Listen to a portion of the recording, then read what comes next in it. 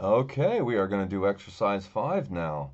Now, if you look at this part, it occurs to me there are so many ways you could make this part. It's not even funny how many ways you can make this part, but I'm not sure what would the easiest way to be to go about it. The way I did it when I made my trial run, actually, I'm looking at it and I think there's easier ways to do it. But I'm kind of thinking for me, what I like the idea of is I see this bottom piece, the one with kind of the purple face on it. And I imagine that if I made that bottom piece without these two parts sticking up, that would be a pretty simple sketch to make. And I could extrude it up. And then maybe what we could do is, make one of these and then maybe use a mirror feature to make the other one.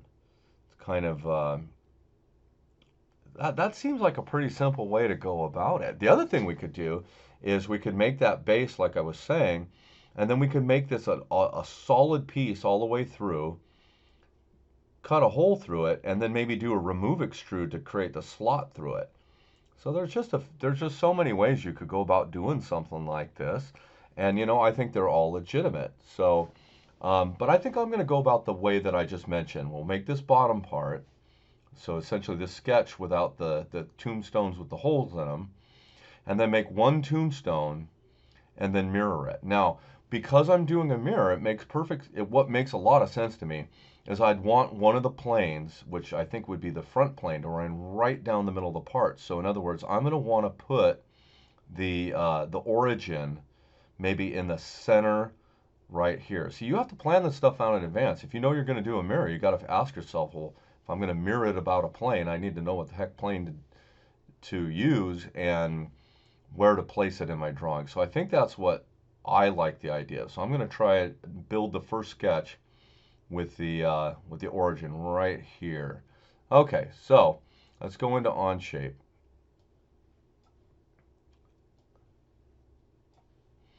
And we'll create a new document. I'm going to call it EX05. And that first sketch will be on the top plane. So let's go ahead and make a new sketch by right-clicking on the top plane and selecting new sketch. I'm going to hide all the planes because they're ugly. No, because they're in the way. That's why. Okay, then I'm going to hit N, so I'm looking straight on. Okay, and like I said, I think I'm going to draw that long kind of tombstone shape with this in the middle. So I'm going to start off with, I think actually, yeah, I'm gonna start off with a line, um, and I'm gonna start above. I want it to remember I want the middle of it to be here, but I have a little trick that I want to try, and I'm gonna start up above, and I'm gonna make it very off center. You say, why would you want to do that, Johnson? And the reason is that if I'm going to have to tie the midpoint of this line into there, I want the midpoint to be obvious to me where it's at. If I put them too close to each other, sometimes it's hard to spot it. So I'm going to come out here a ways. I did see in my drawing that the dimension is about 130, so I'm going to get somewhere in that neighborhood. I hit escape, and I'm going to hit the L for the line tool again. Start here, come out. I'm going to do that thing where I reference that line, and then I've got both constraints, I'm going to click. Okay, and then finally I'm going to hit escape, and I'm going to do a 3-point arc to connect my open ends. I'm going to drag it out until I get myself a nice, yes, tangent constraint. That's what it's called. And there you go. Okay, so again, I'm going to try to orient it so the origin is right at my midpoint. So I'm going to use a concentric constraint or coincident constraint for that. First, I'm going to find, well, it doesn't want me to find the midpoint, so I'm going to start with the origin itself. I click on the origin, and where the heck is, okay. So once again, I've been thwarted in trying to use the coincident constraint. So let's use the midpoint constraint, okay? So I'll click on this line, and then click on the origin, and bingo. Okay, so honestly, the midpoint constraint is probably the best way to go to begin with, because it's it's more direct, really, is I guess what I would say. Okay, so let's bring the instructions down and look at some of these dimensions here. So it looks like the overall width dimension from the right end to the start of the arc is 130, and the overall height dimension is 40 with a 20 radius here. Now I have a feeling if we dimension the 130 and the 20 radius, that'll actually be enough.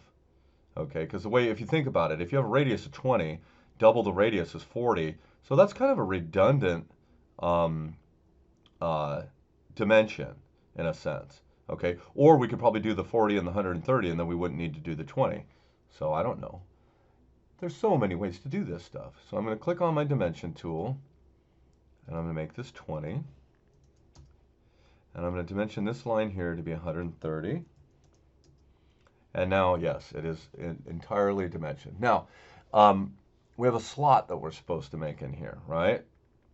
And I'm discovering the best way to use the slot tool is to make a construction line that is the width of your slot. Okay, and then all you have to do is dimension the arc at one end. Okay, so if you notice, this dimension, this line would start right at the center of the curve, which is already a point on our drawing, and I just have to extend a construction line out this way for 40. Okay, so let's do that. So I'm going to click line and construction. I'm going to start here. I'm going to go out, I'm going to click, and then I'm going to type 40. Okay. I'm also going to hit escape and drag that 40 up and out of the way because I hate having dimensions in the part. Okay, now let's use the slot tool, which is in the same menu as the offset tool. And all you got to do is select your construction line, and there it is. And I'm going to click. And here's the thing that we discovered, or I discovered, you guys discovered as well, is that if you notice, it doesn't dimension the radius, it dimensions it as a diameter. Okay, now if we come back out here, this is dimensioned as a radius of 10, but diameter is double the radius. So the fact that we have this diameter of 20 already, it's already exactly what we want. So that's cool. If it hadn't been, we could have double clicked it and changed it. Okay, so we have this sketch. So I'm going to click it and accept it. I'm going to go to the isometric view. And we actually, if we're going to extrude it, we need to know how high to go with the extrude. Coming back to my drawings, I can see that the width of this part, which is the height of our extrude, is 10. So we're going to do a 10 millimeter extrude. Click on the extrude tool, click this outer profile, change it from 25 to 10, and bingo. Okay, so now we have to make those parts that stick up. Okay, these bad boys.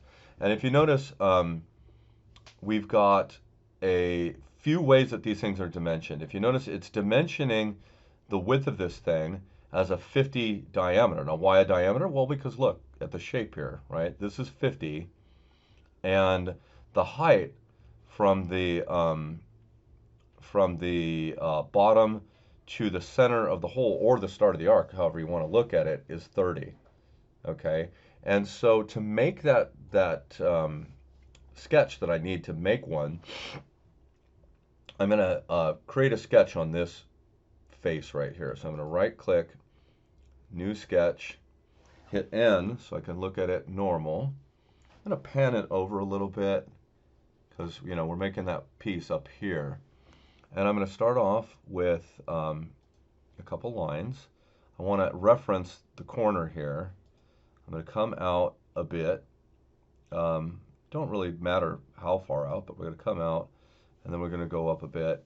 Did say 30. That's, I would say, close enough. I'm going to hit escape. I'm going to hit L for line again. Start here.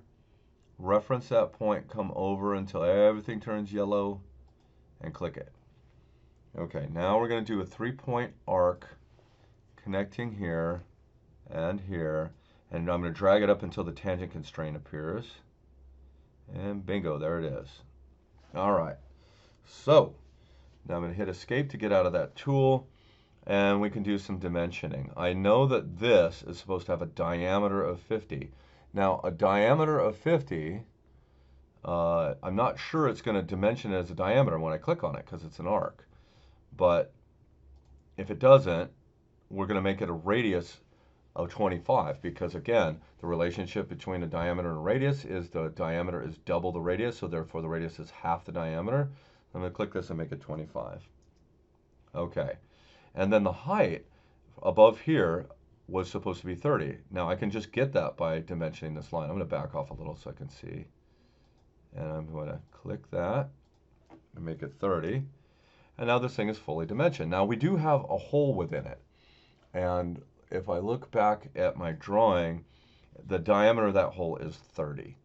And I should be able to play it. You know, I already have that point right there. So if I click on the circle tool and click right there, I can drag out, click, type 30, and boom. Okay, so I'm going to click this and drag it outside because that's what I like to do. Okay, so now we have the sketch for our little extrude. I'm going to accept it.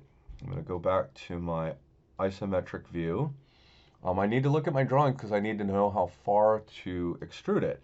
And if you look at this down view, it shows that if this one's 10, then this one must be 10 because if you notice the overall is 40.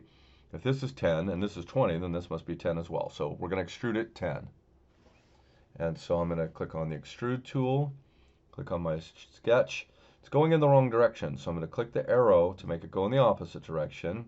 I'm going to change it from 25 to 10, and I'm going to make sure that it is adding to the part, not a new part, and then I'm going to accept it. Okay, so here's the fun part. So to make the other one, what occurs to me to be the awesome way to do this would be to mirror this, right? Because we just did an extrude, and we only have to mirror that one feature. Now, I need the plane to be the one that that is going to allow me to mirror. And so I'm actually going to back it up a little bit and hover over these planes. It's clearly not that one. That's the one right there, right? The front plane. If I show that, see how it cuts right up the middle of the part? That's why we put the origin where we did, because now we can use that plane as our mirror reference. So I'm going to click on the mirror tool. We're not mirroring a part, we're mirroring a feature. The feature I want to mirror is extrude 2. And the mirror plane that I'm going to click on is the front plane. And look at that. That is just all cool and no bad. Okay, and I'm going to go back to my isometric view and look at that gorgeous piece of work. And there you go, exercise 5.